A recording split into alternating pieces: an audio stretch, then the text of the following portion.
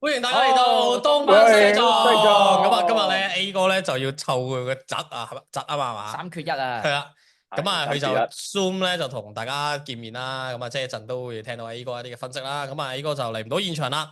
嗱，咁啊，上個星期咧就經歷咗一個港股，我自己覺得都係一個悶局啦。嗯，咁啊，美股咧就其實咧又要認翻少少叻喎，真係，即係其實都真係幾準。即係你由12月1月開始已經講緊係嘛，嚟緊即係好大機會特朗普上陣之後，可能都會有啲股災啦。咁啊唔知真係真堅股災定係小股災啦。咁啊而家即係都個形勢咧都唔係咁樂觀嘅。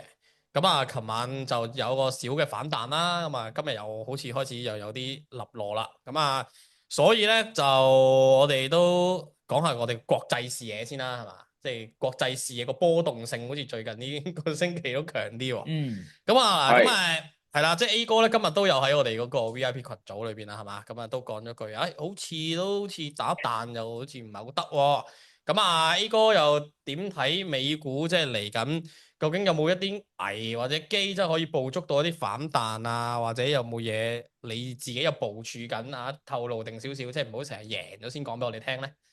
係美係，hello，大家好啊！美股就我其實而家最近跌嘅原因，其實大家都知啦，就係呢個美國嘅特朗普係製造緊呢一個人為嘅一個經濟衰退啦。其實我覺得成件事嗰個主因就係因為美國政府冇錢。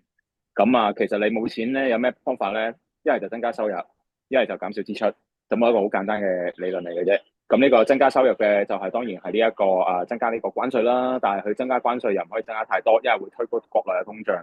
咁啊減開支啦，咁啊減開支其實最緊要就係由我哋呢一個 Tesla 嘅 CEO Elon Musk 領頭嘅嗰個政府效率委員會啦，咁啊做好多 cut 開支嘅行動啦，咁就令到好多人咧冇咗份工。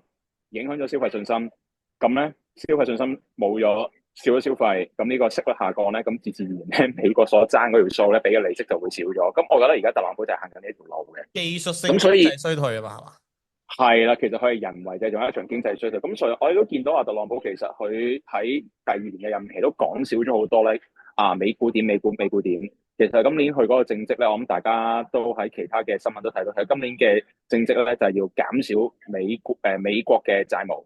咁啊，所以佢今年咧呢一個美債或者呢一個息率咧會下跌幾多咧，反而係佢今年比較着重嘅一個因素嚟嘅。咁所以我自己覺得咧，喺其實我頭先所講呢啲嘅因素咧之下咧，其實美股我即係一啲技術性嘅反彈，我自己個人嘅風格，我就可能同阿 TK 有少唔同，我就好少會去捕捉嘅，因為我真係唔熟悉呢一啲。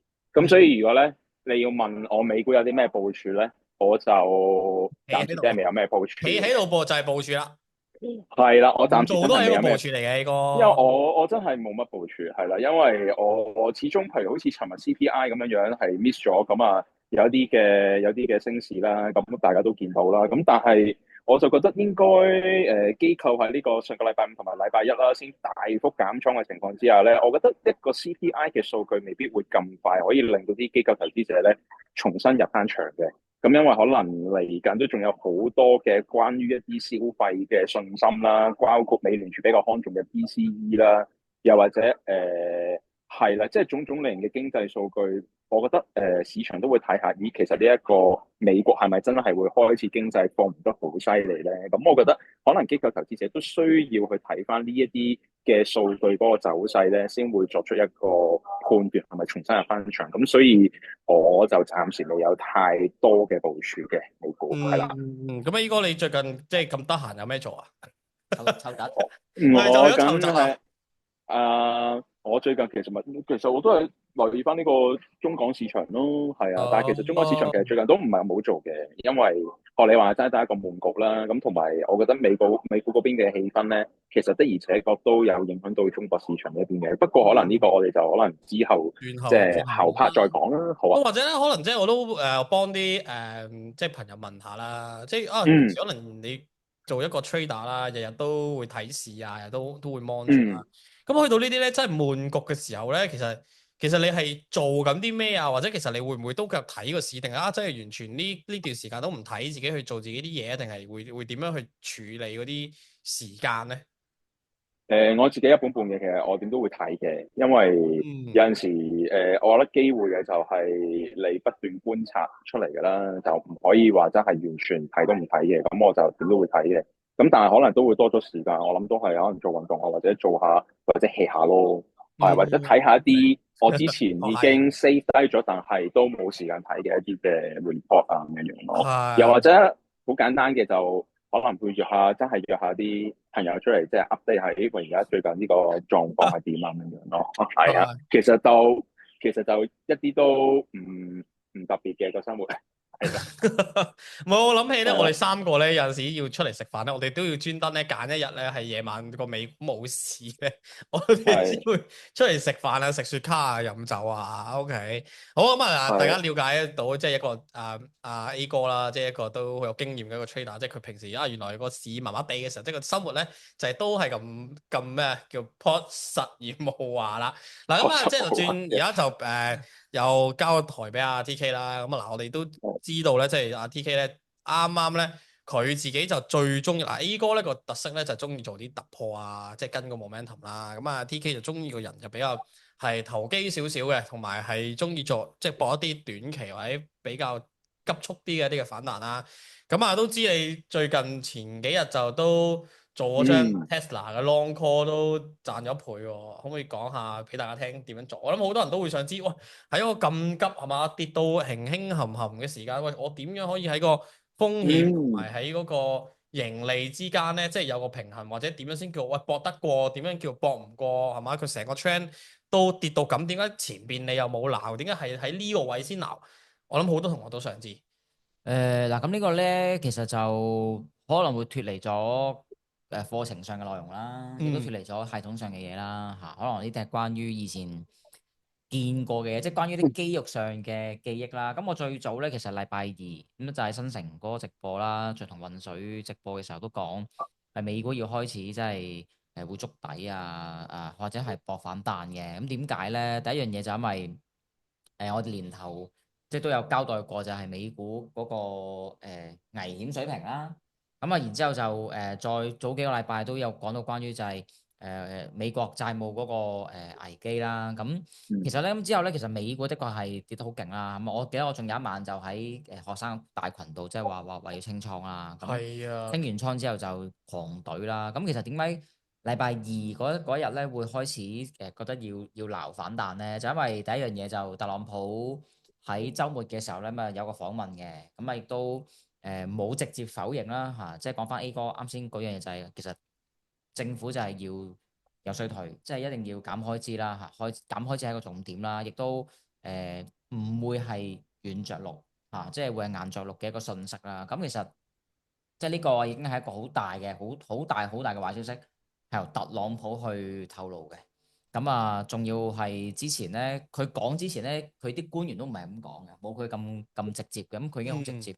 咁啊，係一個好大嘅壞消息。咁即係其實我係覺得，以標普啦嚇，標普納指跌嗰個幅度咧，即係以單槍嘅幅度咧，其實已經跌咗11%。咁即係話正股咧，一定係跌咗基本盤啊，都講緊2成樓上。咁啊，Tesla 呢跌3、4成啦。咁喺一個統計上面咧，其實除非真係好 Q 大喎，否則咧呢個幅度咧其實已經 over 咗平均值嘅。嗯係啦，咁即係話 over 咗平均值嘅話咧，有機會觸底。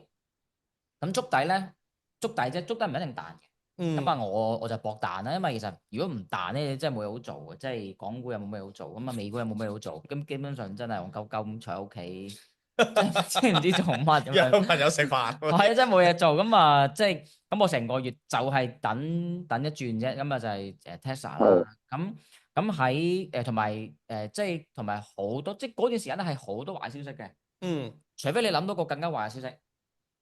如果唔係，我就覺得哇，仲有啲咩 bad news 咧，係嘛？仲跌唔夠咧？即係我同我 send，即係我自己觀察上咧，就有機會係個跌速就有機會開始放慢嘅，因為其實 Tesla 嗯等啲咩咧？其實等終極一棍啫嘛。即係嗯之前點解冇鬧咧？因為好細嘅啲陰燭嚇，至少嗯都係等一棍大嘅。咁啊大嗰下咧就即係搏終極啦。其實有啲調翻轉啦，好多時啲個股咧破頂大陽燭咧，其實係一個投資性嘅升幅嚟㗎。嗯嗱，嗯即係透支咗咧，有啲情緒啦，咁我即係陰中就調翻轉啦，咁我就搏嗰日就一定會鬧，因為做 long call 咧一定要咁鬧嘅。如果你做正股咧就唔可以咁鬧嘅，做正股就有啲危險啦，可能要尋晚或者前晚先開始鬧啦。嗯咁啊所以你期權操作咧一定要再做少少，即係預判少少，你一定要揾個單位去搏嘅。咁啊但係如果你話問短期咧，我都唔知見底未嘅，唔穿又係，如果穿就唔係啦。咁嗰個關鍵位咧就係早2萬幾低位咯，其實就唔應該穿嘅。如果穿咗咧，就真係嗯其實都真係差差地噶，即係嗯因為如果再穿咧，即係講緊連一啲短線投機嘅 flow 都冇，嗯嗯，咁啊就會真係比較弱少少咯。嗯。係明白。嗱咁啊，即係聽到阿 TK 都講咗好多呢啲操作啦。咁啊，即係我自己咧，即係都幾開心於咧，就係咧你鬧 Tesla 嗰晚咧，我咁啱都鬧嗰啲 Meta。我知咁啦，啊，即係都想話俾大家聽。咁啊，琴晚條 long call 都最高啦，個升幅都升咗差唔多8成。咁但係最後尾我都有啲操作失當，又等咗一陣啦，所以最後尾都係食咗大概2成左右啦。嗯咁啊都 OK 啦，即係有錢賺，其實已經好開心噶啦。咁啊，即係都喺度買個廣告啦。我自己都係阿 TK 嘅學生啦。咁啊，即係都會開始慢慢覺得啊，咁上完佢個課程同埋 keep 住繼續去一齊拍東奔西藏啊，或者可能有啲朋友都會經常聽我哋嘅節目。其實聽得多啊，同埋真係過嚟去認真去學咧，其實開始咧我會感覺到咧自己嗰個操作嗰個風格啊，或者喺嗰個一啲策略上邊咧，都會開始有啲異曲同工之妙。嗯所以最開心咧，嗯唔係賺到錢，賺到錢都係固然好開心。然後我鬧嘅嗰晚咧，我師傅都鬧㗎。咁我係咁我就覺得好似開始有啲師傅嘅功架啦。咁當然離場我啊，睇到好係嘛？夜嗰晚我都專登，我都喺度好夜我睇啊到！成我2點幾3點啊。我係4點40幾分定3點40幾分啊，即係總之臨收市10幾分鐘先埋嗰張。即係嗰陣時就係用咗你上堂教嘅一個方法。咁係如果大家想知咧，就喺入嗯邊去留言。即係琴日有啲同學都有私底下問我啊，點解咁多嘅股票唔揀？喂，你會揀 Meta 嘅咧？咁我就喺嗰堆 list 入邊逐隻數俾你睇，點解呢隻唔係？點解講隻唔係？咁啊講完咧，佢真係唔知啊。個同學真係唔知。哦，係咩？係啊，個同學係1月班嘅同學嚟。好啊。係啊，咁啊即係咁啱傾開嘅時候，咁佢就問我啦。咁所以我嗰陣時就嗯開咗幾隻股票咁啊，即係我喺呢度入邊揾嘅係咪？咁啊逐隻話俾佢睇，點解唔係呢隻？點解？點解就係呢隻？咁啊佢就哇一講完佢話哇通咗好多喎，咁咪減輕阿師傅啲教學上嘅工作啦，係咪？咁所以咧，大家有興趣想了解，知道佢點樣可以即係平衡到個風險，又可以博到啲唔錯嘅回報，好似阿 TK 咁啊，一個月可能佢就係做一條 long call，咁嗰度已經係佢好好嘅一個盈利啦。咁啊，大家真係去留言話俾我哋聽，咁我哋咧就會專人咧聯絡你，可能係我啦，就會聯絡你咧，咁啊同你傾下，點樣可以幫到你，同埋我哋個課程啦，同埋系統咧點樣可以幫你喺個盈利上邊咧，真係有個倍增或者係一個持續又可以減少到時間上面嘅一個花費嘅。咁啊好啦，咁啊美股都七七八八啦，係嘛？即係都大家都係係觀望啦，同埋可能部署啲小反彈啦。咁啊嗱，頭先都講到啦，港股啊今個禮拜就有啲悶局啦。咁但係其實悶局咧個高低位即係去到今日咧，其實都成1000點有多嘅。即係雖然睇落好似好悶咁樣係嘛？咁啊亦都我哋即係我哋個 VIP group 裏邊亦都有好多同學係。即係都 send 好多啲港股出嚟去問下係嘛？即係呢隻得唔得啊？嗰隻得唔得啊？呢隻得唔得啊？喂，咁而家啦，俾個時間阿 TK 先啦，即係你俾一次過覆下啲學生啲問題啦。你俾佢哋先啦，港股。我哋而家好似咧，真係好活躍啊，同埋真係好雀躍咧，即係佢哋係咁 send 啲股票咧出嚟，好似叫你啲中醫咁咧把脈。咁啊把脈啦，咁啊俾阿 A 哥把脈先啦。A 哥講先啦，紅色好㗎嘛。啊，我自己覺得咧，港股其實應該係等緊 result 嘅啫。係啊，即係下個禮拜就有啲比較重磅嘅業績啦，包括騰訊啦、小米啦、小鵬啦，再下個禮拜一就可能有呢個比亞迪，同埋可能挨近月尾就有美團啦。我覺得而家等緊業績，咁我覺得呢一個即係之前所講嘅 DeepSeek 啊嗰啲嘢，其實都已經我覺得市場係大部分都知㗎啦。咁所以我覺得而家咧，其實我覺得都同美股一樣，都係比較悶局。大家都係要等緊一個原因咧，要去再 long 呢一啲嘅股票。咁所以我覺得，如果喺短期裏邊嘅話咧，其實反而就係一個，我覺得都係悶局嚟嘅啫。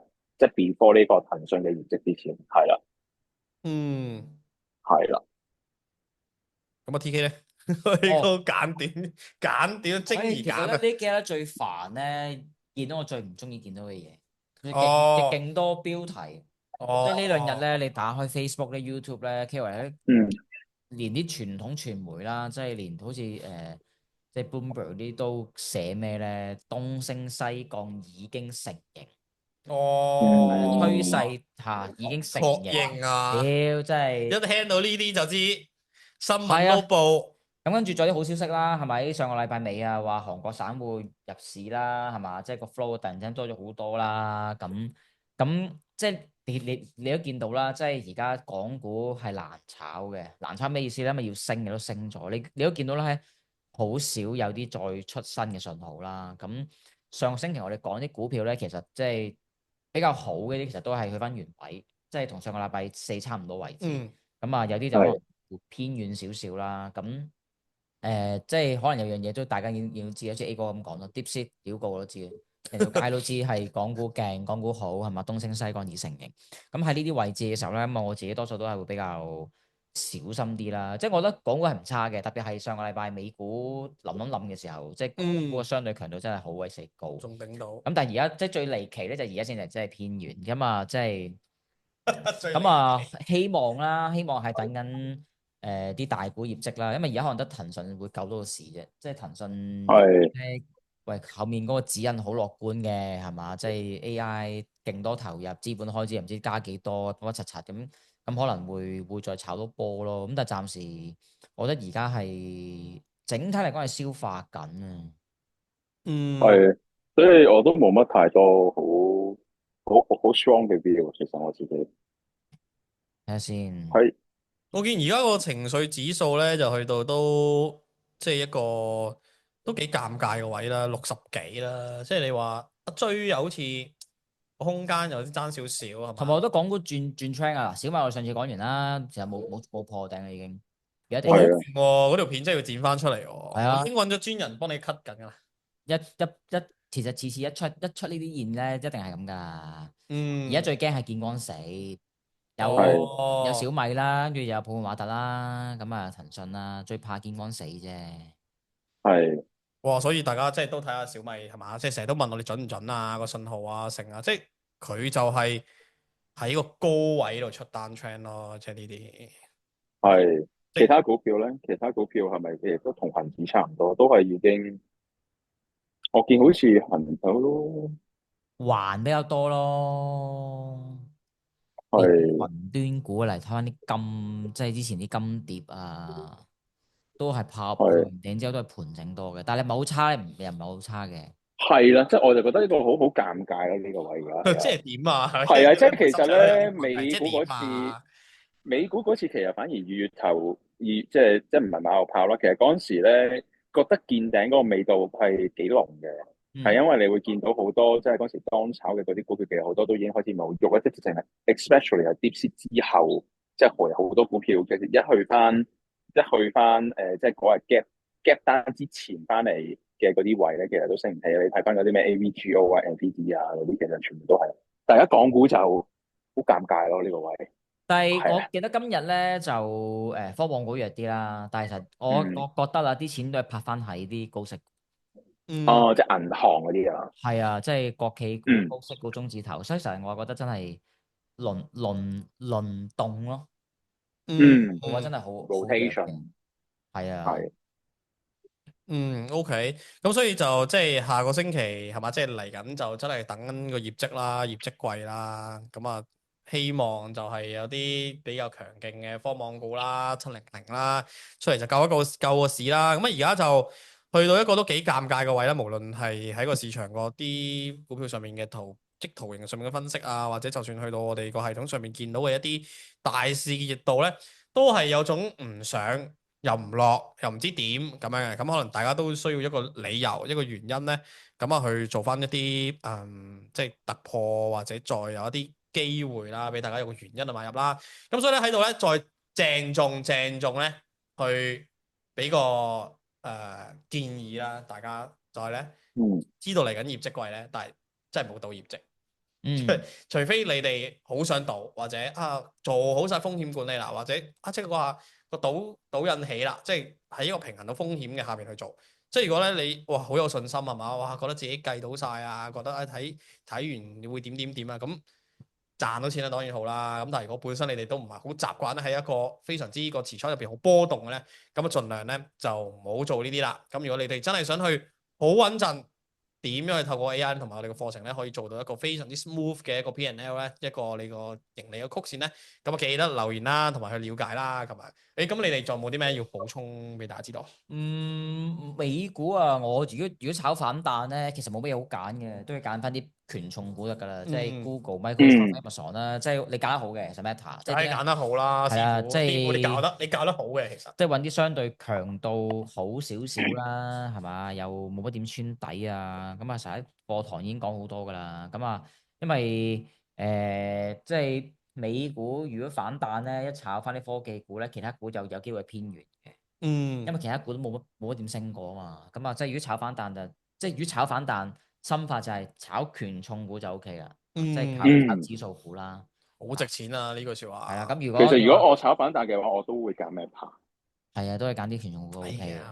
係啊，因為 Meta 係最少係 Meta 係最少係貨，已經咁多隻，即係可能同其他嗰啲 big 即係咩 Nvidia、Tesla 嗰啲咧，太多蟹貨㗎啦嗰啲。唔好再讚啦，一陣我驕傲啦。係啊，我覺得 Meta 係咯，我覺得呢個股價已經解釋咗個基本面啦，即係攞咩 AI monetization 可能暫時係最即係個變現嗰個速度係最成功嘅嗰間公司咧。等信號轉信號啦，暫時就真係冇。好啊，咁啊冇咩補充就我哋就今日就嚟到呢度啦。咁啊我哋下星期再見。如果大家想了解咧，記得就喺下邊咧去留言啊，去了解我哋嘅人工智能創富三部曲啦。下星期再見，拜拜。拜拜。